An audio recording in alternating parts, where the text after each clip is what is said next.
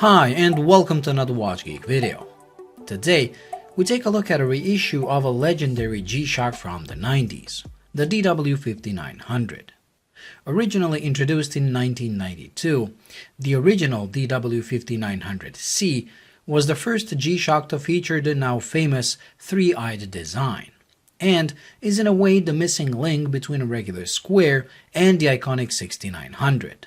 The watch has a nickname Walter, as it was worn by John Goodman's character of the same name in the cult movie Big Lebowsky, that I highly advise you to watch if you haven't.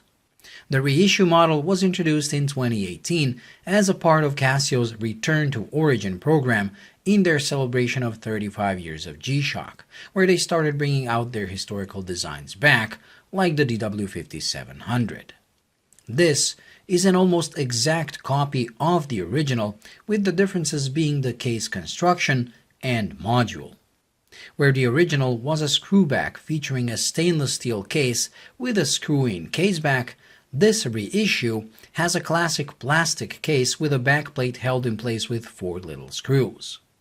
The module is updated as well, as this features a proper backlight, while the original used an incandescent lamp. Other differences include the addition of a world time function, where the original had only one secondary time zone, and for some reason just a 60-minute chronograph, where the original had a full 24-hour chronograph. Other functions include a 24-hour countdown timer, 5 alarms, and a selectable backlight duration between 1.5 and 3 seconds.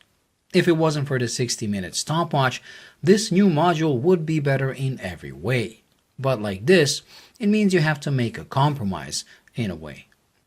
But to be honest, the module and functions are not what this model is about.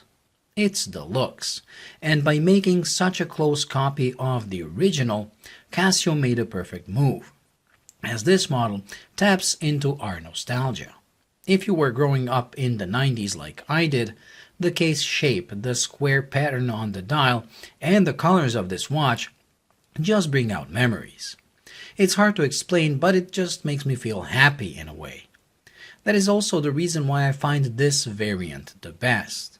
Casio does offer this in many colors, but it's this, the original black, white, and red with the green and amber colored subdials, that gives the most nostalgic feeling of the lot, and it will definitely be my choice.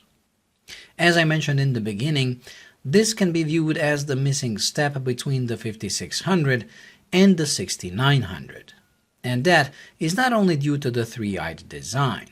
If you look closely, you can see that the case shape is a rounded square, like the 5600 started transforming into a 6900, but stopped midway. The size is also in between, so this is slightly larger than the square, but not as large as the 6900.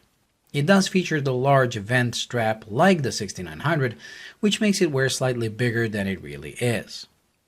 The button design is also an evolution, with the buttons being larger than those on the 5600, while the cutouts in the bezel are large but not as big as those on the 69. They are, however, large enough to allow for an easy access and operation. This watch is a rebirth of a model that didn't have a very important part in horological history, but to a guy like me who grew up in the 90s, it's like a time machine. I simply can't stop smiling when I wear this, and can't stop having flashbacks of memories when times were simpler because I was a kid. Because of that, because of the way this thing makes me feel, I find even the retail price of $99 a bargain. Although you can find these for as low as $60 if you live in the US.